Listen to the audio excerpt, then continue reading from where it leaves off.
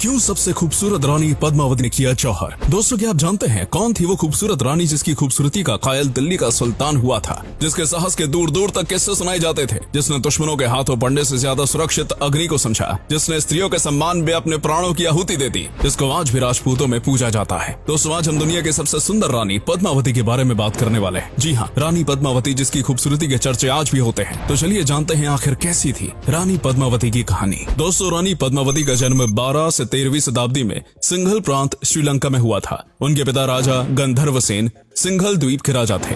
उनकी माता का नाम चंपावती था। बचपन में रानी पद्मावती का नाम पद्मिनी हुआ करता था, लेकिन जैसे जैसे रानी बड़ी हुई उन्हें पद्मावती कहा जाने लगा। रानी पद्मावती बचपन से ही बेहद खूबसूरत थी। ऐसा कहा जाता है कि उनकी झील सी आंखें और रंग सुनहरा था, जिसे अगर कोई एक बार देख ले तो वो रानी की ओर आकर्षित हो जाता था। रानी पद्मावती के ऐसी सुंदर रूप और आकर्षण के कारण उनके चर्चे दूर दूर तक हुआ करते थे। रानी पद्मावती को उनके पिता और माता ने लाड़ प्यार से बड़ा किया। कहा जाता है कि रानी पद्मावती के पिता उनके प्रति काफी सुरक्षात्मक थे, इसलिए वो उन्हें ज्यादा किसी से बात भी नहीं करने दिया करते थे, जिसके चलते रानी का लगाव एक तोते के साथ हो गया, जिसका नाम हीरामणि था। ये तोता बोलता था, जिसके कारण रानी और तोता बातें किया करते थे। लेकिन जैसे ही राजा गंधर्वसेन को रानी और तोते की मित्रता की जानकारी हुई, उन्होंने सैनिकों को उस तोते को मारने का आदेश दे दिया, लेकिन तोता सैनिकों के हाथों से बचता हुआ वहां से भाग निकला। इस दौरान तोता एक शिकारी के हाथ लग गया और शिकारी ने उस तोते को एक ब्राह्मण को बेच दिया। क्योंकि तोता बोलता था तो ब्राह्मण उसे लेकर चित्तौड़ के राजा रतन सिंह के पास पहुंचा। तोते के क्रियाकलापों से राजा रतन सिंह बेहद प्रसन्न हुए और उन्होंने उस तोते को खरीद लिया। इसके बाद राजा रतन सिंह को तोते ने रानी पद्मावती की खूबसूरती के किस्से सुनाए, जिन्हें सुनकर राजा रतन सिंह रानी पद्मावती के सौंदर्य के दीवाने हो गए। इधर रानी पद्मावती किशोरावस्था से जवान हुई तो पिता गंधर्वसेन सिंह ने रानी के लिए योग्य वर की तलाश में स्वयंवर का आयोजन किया। स्वयंवर में सभी हिंदू राजाओं और राजपूत राजाओं को निमंत्रण दिया गया। स्वयंवर में दूर दूर से कई बड़े राजाओं ने शिरकत की, जिसमें एक छोटे से राज्य के राजा मलखान सिंह भी पहुंचे और राजा रावल रत्न सिंह, जो पहले से ही एक विवाह कर चुके थे, अपनी एक रानी होने के बावजूद स्वयंवर में पहुंचे।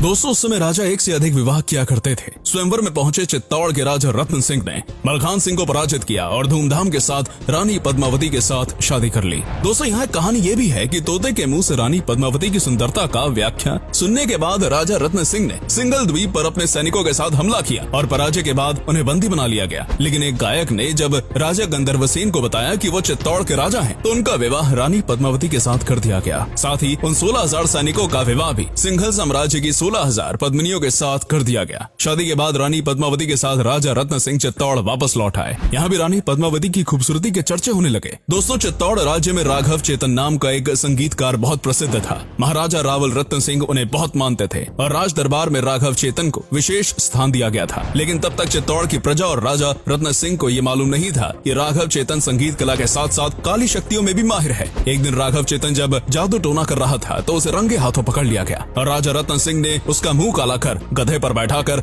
देश से निकाल दिया।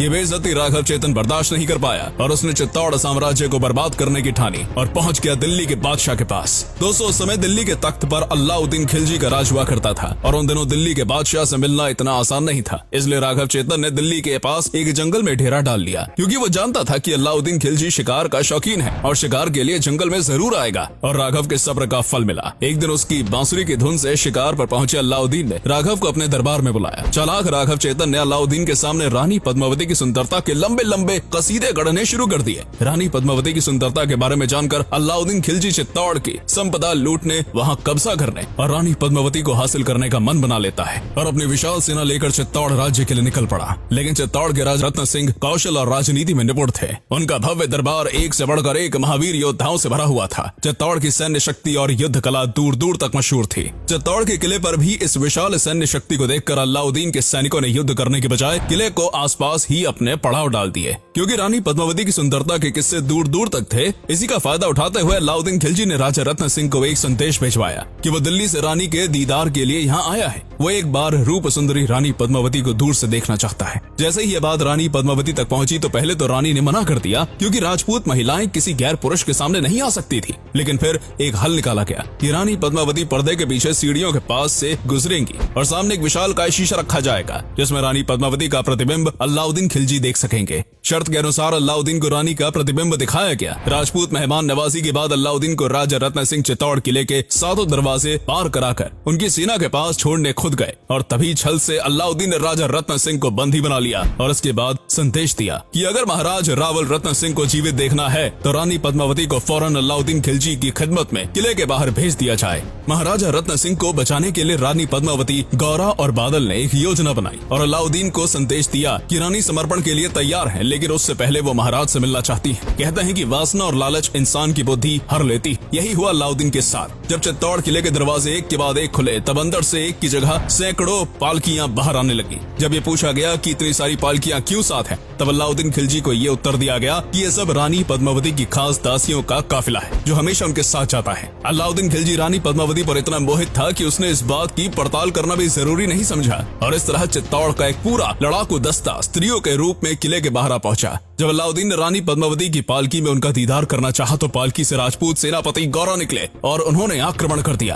अफरा तफरी में बादल ने राजा रावल रत्न सिंह को बंधन मुक्त करा लिया। क्योंकि चित्तौड़ की सेना खिलजी की सेना के मुकाबले छोटी थी तो युद्ध में सभी सैनिक शहीद हो गए। वहीं अपनी तरकीब में मुंह की खाने के बाद बादशाह अलाउद्दीन झल्ला उठा और उसने उसी वक्त चित्तौड़ किले पर आक्रमण कर दिया। इस भीषण युद्ध में पराक्रमी राजा रावल रत्न सिंह वीर गति को प्राप्त हुए और उनकी पूरी सेना भी हार गई। युद्ध में राजा रावल रत्न सिंह के मारे जाने और चित्तौड़ सेना के समाप्त हो जाने की सूचना पाने के बाद रानी पद्मावती जान चुकी थी कि अब अलाउद्दीन खिलजी की सेना किले में दाखिल होते ही चित्तौड़ के आम नागरिक पुरुषों और बच्चों को मौत के घाट उतार देगी और औरतों को गुलाम बनाकर उन पर अत्याचार करेगी। इसलिए राजपूताना रीति अनुसार वहाँ की सभी महिलाओं ने जौहर करने का फैसला किया। जौहर की रीति निभाने के लिए नगर के बीच एक बड़ा सा अग्निकुंड बनाया गया और रानी पद्मावती और अन्य महिलाओं ने एक के बाद एक उस धधकती चिता में कूदकर अपने प्राणों की बलि दे दी। और इस तरह अलाउद्दीन कभी रानी पद्मावती की खूबसूरती का दीदार नहीं कर पाए। तो ये थी रानी पद्मावती की कहानी। दोस्तों, आपको कैसी लगी साहस से भरी विश्व सुंदरी रानी पद्मावती की कहानी? हमें कमेंट बॉक्स में जरूर बताइएगा और वीडियो को लाइक शेयर करना मत भूलिएगा।